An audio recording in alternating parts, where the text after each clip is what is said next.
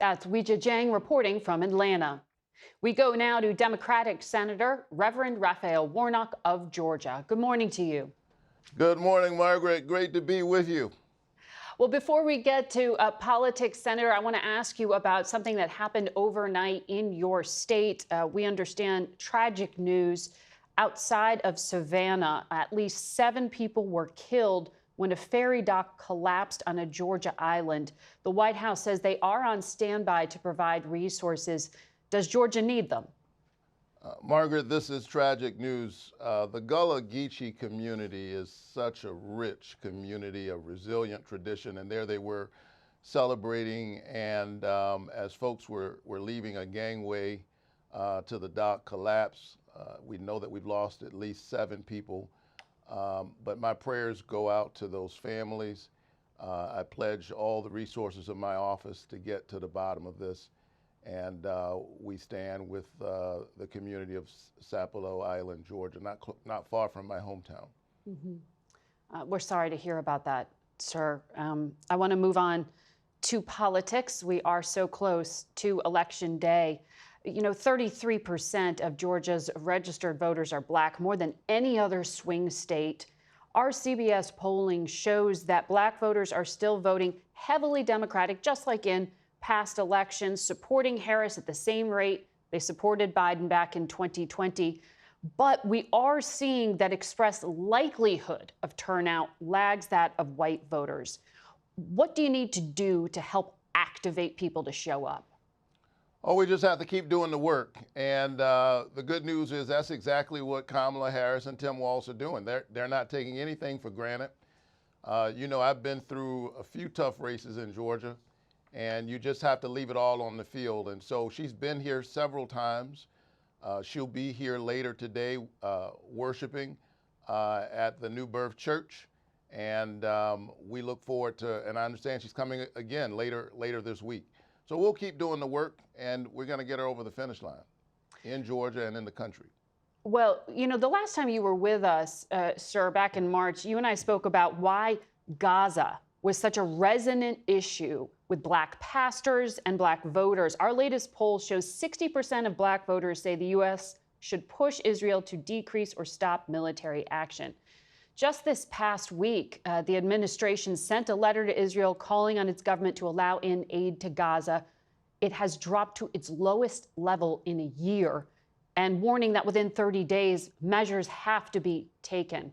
Are you disappointed that the Biden-Harris administration has been unable to persuade America's ally to do more on the humanitarian front?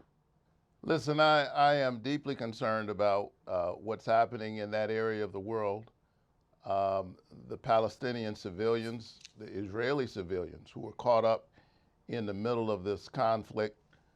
We have to center the humanity of both the Palestinian and Israeli people. I support our efforts to make sure that our ally can defend itself. It's in a tough neighborhood. I think we're at another turning point. We're at a critical moment.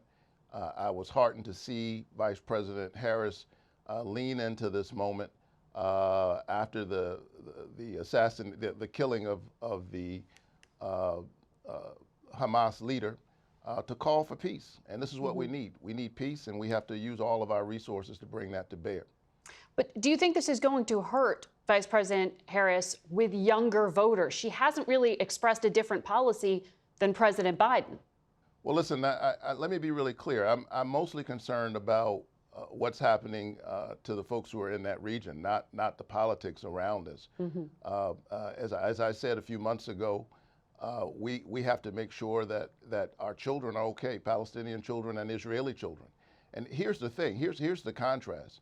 Donald Trump will not even give full-throated support to a 2-state solution.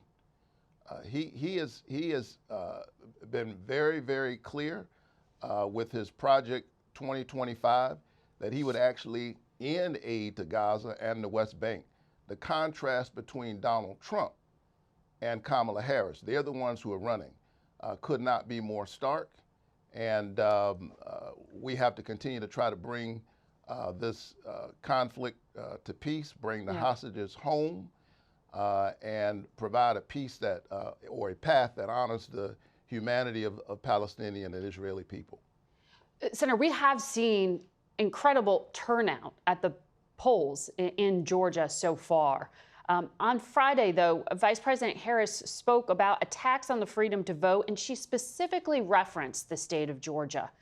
As you know, the Department of Justice and the state had been fighting going all the way back to 2021 about some state laws that the Justice Department said denied or abridged the right of Black Georgians to vote on account of their race or color. The Justice Department did not win that case. Do you think that the Vice President's continued comments could backfire here in terms of discouraging people from showing up to vote? No, I think the aim of voter suppression is to discourage people from voting. Look, we saw the shenanigans of the Georgia State Board of Elections for what they are. This effort to literally change the rules while people are voting. And the courts rightly pushed back on that. Remember that during my runoff, my last runoff, I had to sue the state of Georgia, state officials, just so people could vote the first weekend of the runoff. Thankfully, the courts got it right during my election. And by the way, my margin of victory was close to the number of people who voted that first weekend that they said we couldn't vote. The courts got it right in my case. They got it right again this week. But I think the most important thing is for folks to show up. The way to respond to this is to not allow anyone to silence your voice. I'm glad that we're seeing this incredible turnout all across our state. I think it speaks to the vigilance of the people of Georgia, and I hope they'll keep it up all the way through early voting, which ends on November 1st, and then that they will get others there on November 5th.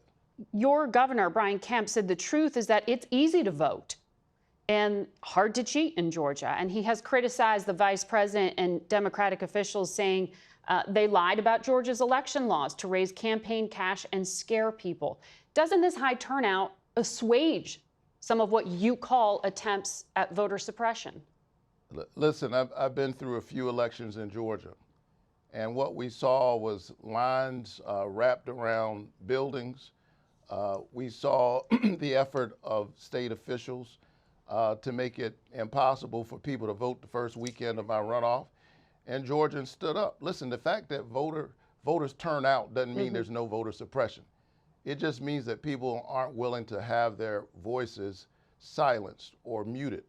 And the good news is that they're showing up, and we'll keep this going between now and November 1st, and then show up on Election Day on November 5th. So you stand by your belief that there are attempts to suppress the vote in Georgia? Listen, we saw what the State Board of Elections did just this last week. But the court— They literally are trying to change the election rules in the middle of the election, and the courts had to undo what they were trying to do. And what I'm saying to the people of Georgia is that the way to respond to this is to keep showing up, because when we show up, we win. And lastly, are you concerned at all about political violence in your state? Listen, I think it's very important that all of us remind ourselves that in the United States of America, we have robust arguments about the direction of the country, about the size of government, about what government should deliver. And those arguments are robust and sometimes rambunctious in order to avoid violence. And so I trust that cooler heads will prevail, and that we will remember that at the end of the day, that contrary to what Donald Trump has suggested, our enemies are not within. We are an American people. We don't always agree on everything. But the great thing is that we can have this conversation. That's what democracy looks like. And we're seeing it play out right now. Understood. Thank you for your time this morning. Great to be with you. Face the Nation will be back in 1 minute. Stay with us.